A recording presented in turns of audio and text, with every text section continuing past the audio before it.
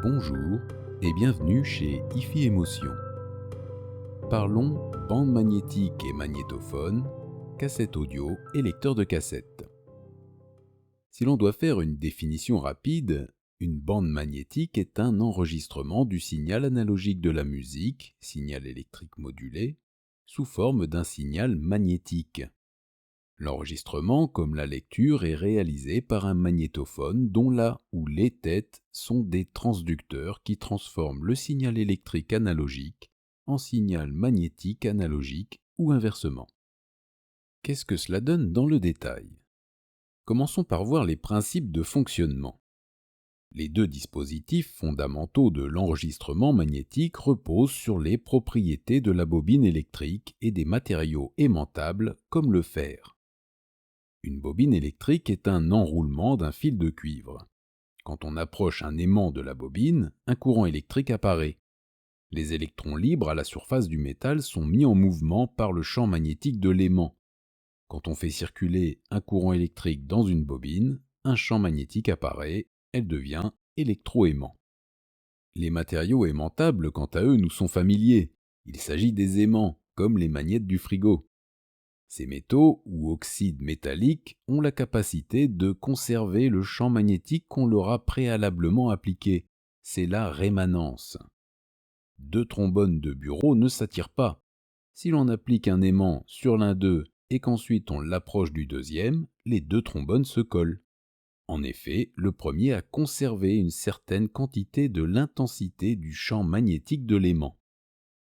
Avec ces deux principes réversibles, nous pouvons appréhender le fonctionnement d'un magnétophone et de sa bande magnétique. Le microphone de studio transforme le son en signal électrique analogique, c'est-à-dire que la forme de l'onde sinusoïdale électrique est semblable à celle de l'onde sonore.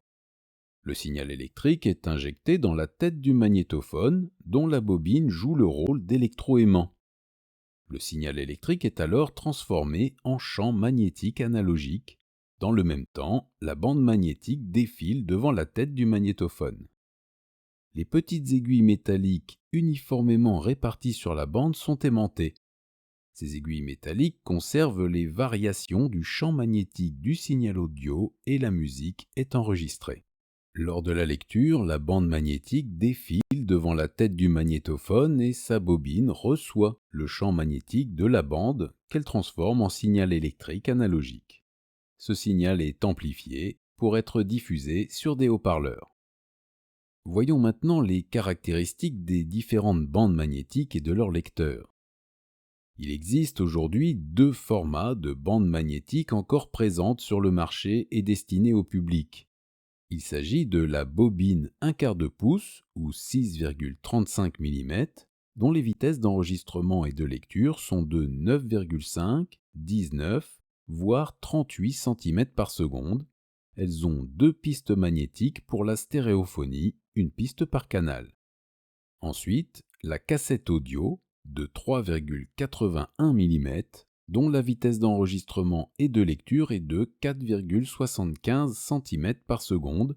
Elles ont 4 pistes pour la stéréophonie sur les deux faces de la cassette. La bande magnétique est constituée d'un ruban en polyester résistant à la traction sur lequel sont déposées des aiguilles d'oxyde métallique d'une longueur d'environ 0,3 micromètres. Les aiguilles aimantables sont des cristaux d'oxyde de fer, Fe2O3, ou de dioxyde de chrome, CrO2. Ces cristaux sont alignés dans le sens de défilement de la bande à l'aide d'un champ magnétique. Leur répartition doit être suffisamment dense et homogène. Ils sont ensuite fixés par un liant.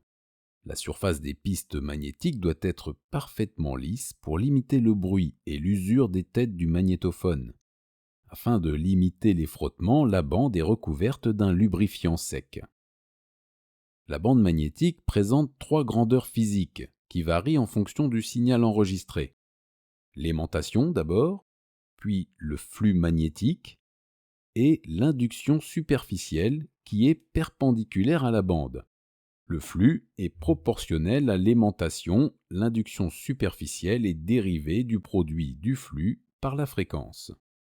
Les caractéristiques de l'enregistrement et de la lecture sont les suivantes. L'enregistrement peut se faire à flux constant ou à induction superficielle constante.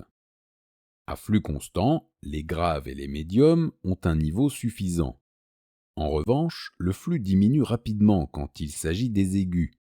L'enregistrement à induction constante permet d'enregistrer les hautes fréquences à des niveaux plus importants, mais la bande est saturée pour les basses fréquences. Comme pour le vinyle, un compromis a été normalisé pour l'enregistrement des bandes magnétiques. Concrètement, les basses et les moyennes fréquences sont enregistrées à flux quasi constant, tandis que les hautes fréquences sont enregistrées à induction superficielle constante. La courbe normalisée est le flux en fonction de la fréquence. Elle est définie par celle de l'impédance en fonction de la fréquence d'un circuit, d'une résistance et d'un condensateur montés en parallèle. Comme sur un filtre, nous observons une pente d'atténuation du flux ou du niveau sonore avec une pente de 6 décibels par octave. Le point d'inflexion de la courbe dépend de la constante de temps. Cette constante de temps est normalisée pour les différentes vitesses d'enregistrement et de lecture. Plus la constante de temps est faible et plus la fréquence d'inflexion sera élevée avant de décroître de 6 décibels par octave. Les constantes de temps normalisées varient entre 120 et 35 microsecondes pour des vitesses comprises entre 4,75 et 38 cm par seconde, avec une fréquence variant entre 1327 Hz et 4550 Hz. Ainsi, plus la vitesse de la bande est grande, et plus celle-ci est capable de restituer les hautes fréquences et d'améliorer le rapport signal sur bruit. Par ailleurs, la largeur des pistes magnétiques des bobines 1/4 de pouce associées aux vitesses élevées de 19 ou 38 cm par seconde offre la plus haute qualité d'enregistrement et de lecture de la musique. Toutefois, le prix des bandes incite également au compromis car plus la vitesse augmente et moins l'on dispose de temps d'enregistrement. L'enregistrement d'une bande magnétique sur des appareils professionnels et semi-professionnels fait appel à 3 têtes. Toutes les têtes sont constituées d'une bobine électrique en forme d'anneau encapsulé dans l'entrefer sur lequel défile la bande. La bande commence sa course sur l'entrefer de la tête d'effacement. Précédé par un oscillateur, ce dernier envoie un courant modulé avec une très haute fréquence pouvant aller de 40 à 120 kHz. L'entrefer de la tête d'effacement est la plus large des trois avec une centaine de micromètres lui permettant d'émettre un champ magnétique suffisamment intense pour effacer toute aimantation précédente. L'autre intérêt avec ce signal très supérieur aux fréquences audio est de donner un signal continu important pour l'électronique. La bande arrive ensuite sur l'entrefer de la tête d'enregistrement. La largeur de son entrefer est d'une dizaine de micromètres afin que le flux magnétique aimante la couche d'oxyde métallique sur toute sa profondeur. Le flux magnétique et l'induction superficielle reproduisent le signal électrique modulé de la musique sous forme d'un signal magnétique. Enfin, la bande passe dans l'entrefer de la tête de lecture. La largeur de l'entrefer doit être suffisamment fine et de l'ordre du micromètre afin de reproduire au mieux les hautes fréquences du signal audio. Pour les cassettes audio, le magnétophone, comme un lecteur de cassette ou un Walkman, ne dispose que d'une seule tête pour l'enregistrement et la lecture. Il y a donc un compromis sur la largeur de son entrefer qui mesure 3,2 micromètres. Comme sa vitesse standard de défilement est de 4,75 cm par seconde, on peut déterminer la longueur d'onde minimale et par inversement sa fréquence maximale. Rappelons d'abord que la longueur d'onde est la distance entre deux crêtes d'une onde sinusoïdale. On l'appelle également période de l'onde.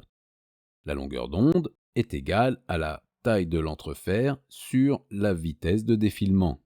Soit, pour la cassette audio, 3,2 10 puissance moins 6 sur 4,75 10 puissance moins 2 est égal à 6,74 10 puissance moins 5 et l'inverse, 1 sur 6,74 10 puissance moins 5 égale 14 844 Hz. Ainsi, la cassette ne peut atteindre les 15 kHz et le niveau de bruit est plus important. C'est le souffle continu que l'on perçoit à l'écoute. Les erreurs de lecture des bandes magnétiques sont liées à la précision mécanique du magnétophone. La plus évidente est le pleurage, quand la vitesse n'est pas constante. L'erreur d'azimut en cas de mauvais centrage de la bande sur les têtes ou à cause d'une bande insuffisamment tendue entraîne les phénomènes de diaphonie et de scintillement. La tension de la bande varie au fur et à mesure qu'elle passe de la bobine débitrice à la bobine réceptrice. Les magnétophones Pro utilisent un moteur auxiliaire pour opposer un couple permettant la bonne tension de la bande. Ce moteur sert également au rembobinage rapide. Les cassettes, elles, ont des bobines suffisamment légères pour que ces forces de frottement avec le boîtier tendent la bande. Une production du magasin IFI Émotion, 78 120 Rambouillet. Merci et à bientôt.